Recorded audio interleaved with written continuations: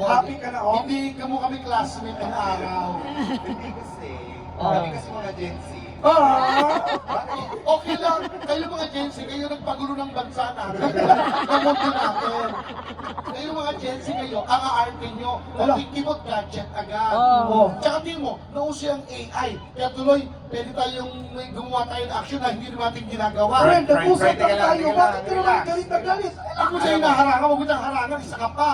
Doon ka sa pwesto May dami mo. na tuloy. Si Elmo kasi, matagal ko yung kaibigan. Sa sobrang tagal yan, may picture pa nga kasama ng dinosaur eh. Ganun kaluma yung tao niya. Nakita mo dahil sa kasama ko. Plus, nakita mo to, ito yung hunyang mo. Kasi kung dinosaur, ang lito mong dinosaur.